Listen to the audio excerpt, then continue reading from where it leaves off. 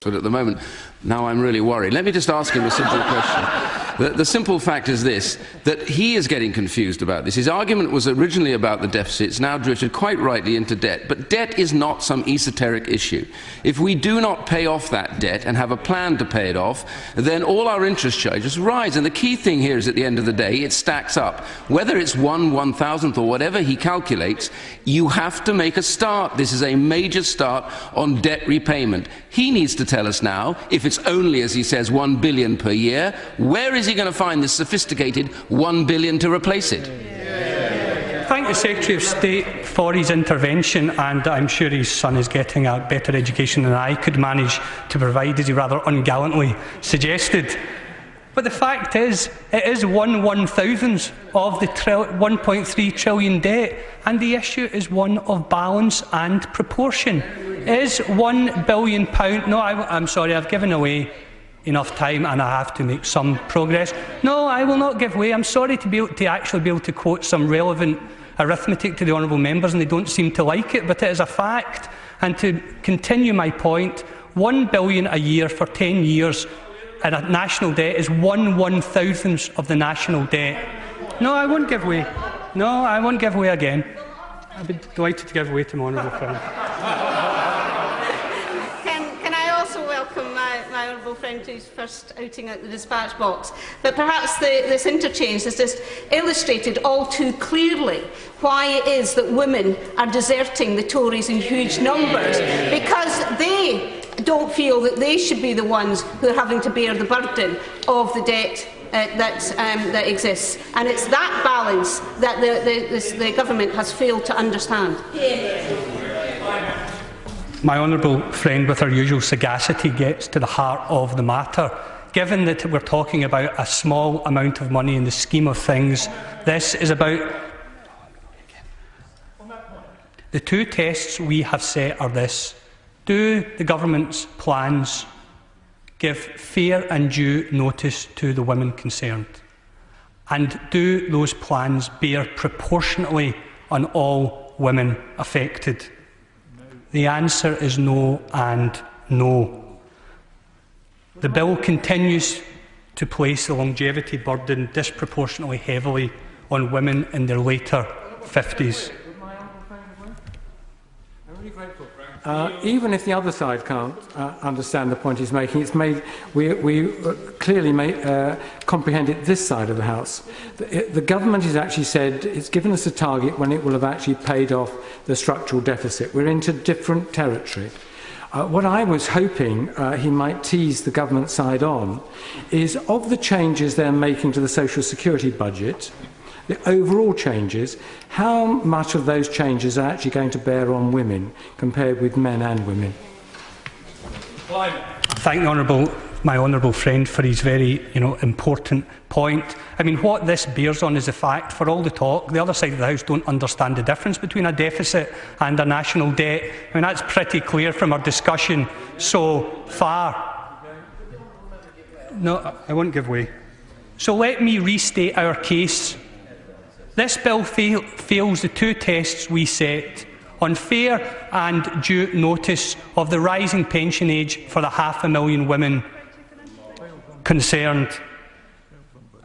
And secondly, it falls disproportionately on this group of women. Happy to take an intervention. I thank my honourable friend for giving way on this point, and I am just conscious that people watching this debate who are affected by this will begin to wonder if we have somehow lost the plot here. And can I ask my honourable friend if he agrees with me that situations like my constituent, who's taken early retirement under deficit cuts, expected to get her pension when she was 64, now will have to wait until she's 66, and tells me that she is going to have a period of time where simply her money will have run out and she will have nothing to fill that gap with. And it is simply not the case that that in any stretch of the imagination can be deemed to be fair. This bears precisely on the point. It is real women we are talking about here, and we have to give due credence to their fears and anxieties, especially around due notice. So, On fair notice, the fact remains that under the government's amended plans, some women will only have 5 years to prepare. The shock cannot be underestimated, and this bears on the point my honourable friend just made, of having to adjust at such short notice to a rise in the pension age of between 12 and 18 months. This is a genuine anxiety that these women feel. The 500,000 women in question had made decisions based on what they thought was a contract with the government. They had paid into the system for a certain amount of time and would get their state pension at a certain age. The government has moved the goalpost dramatically for these women. There is no getting away from that. And it is another way in which the government is breaking the consensus that we appeared to have in 2010. The government is going down a dangerous path in this bill. It is setting a precedent by which the principle of reasonable notice of changes in citizens' state pension age is dramatically reduced. This precedent is important because, as longevity rises, and the Minister already suggested, there will inevitably be further uplifts in state pension age. This principle of reasonable notice is broken by this bill. The Independent Policy Pensions Institute were very clear in their evidence to the Working Pensions Select Committee on this point.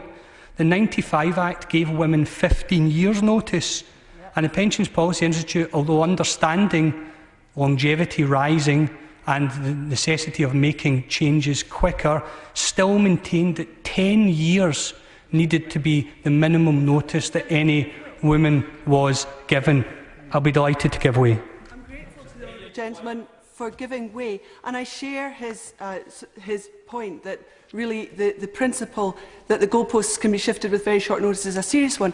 But will he agree with me that the whole problem with the longevity argument is that there are huge disparities in longevity between people's occupations, but also geographically between different parts of the country, and I'm sure that affects his own constituency as it does mine.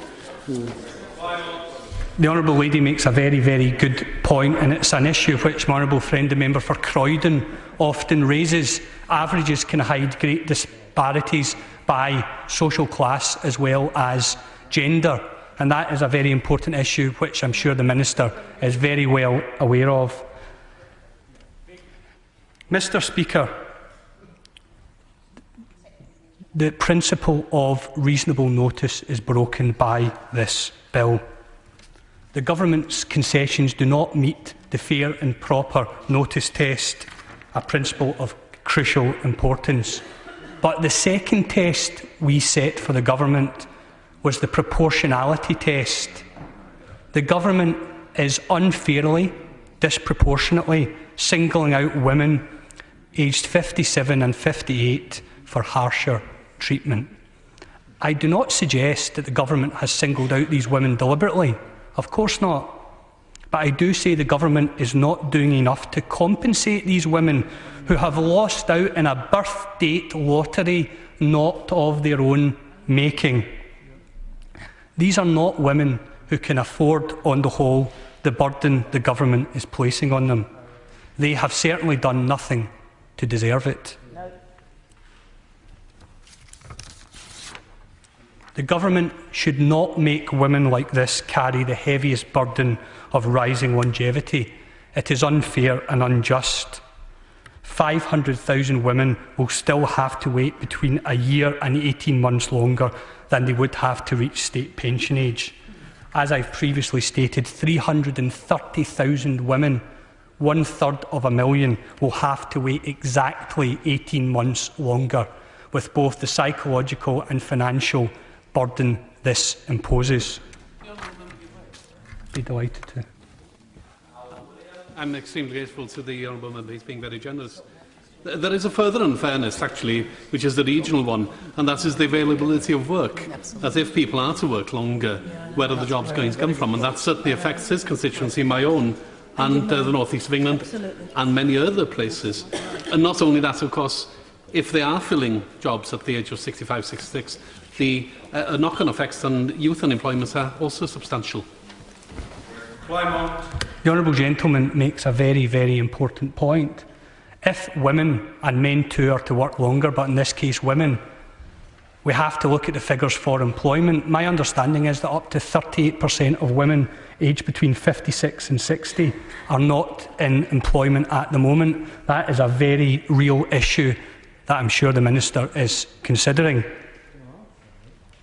Mr Speaker, this bill fails the two tests: unfair, undue lack of notice, but also the proportionality test. Take the case of Laura Davis. Laura, 57, is single and suffering from a heart condition and acute osteoarthritis, hampering her mobility. She works full-time, but her commute is a struggle. She was hoping for a dramatic revision of the pension bill's terms. Laura from Watford, Hertfordshire, says it is a shame the government could not meet us halfway, and say that no one in my age group would be required to work longer than a further 12 months. That would have been a better compromise. That is a compromise we on this side of the House suggest. That is why we seek to amend the bill as set down in our amendments to Part 1, to which I will now, Mr Speaker, turn. Our amendments do meet the tests of due notice and fair treatment for this 500,000 women. Our amendments, if accepted, ensure that no women will wait more than an extra 12 months to reach their state pension age. Our amendments too bring forward the uplift in state pension age to 66 for both men and women from 2026 to 2022, because we recognise, as the Minister has emphasised and others on his side of the House have emphasised, that this is a difficult issue. There are no simple answers. There will be tough decisions that have to be taken.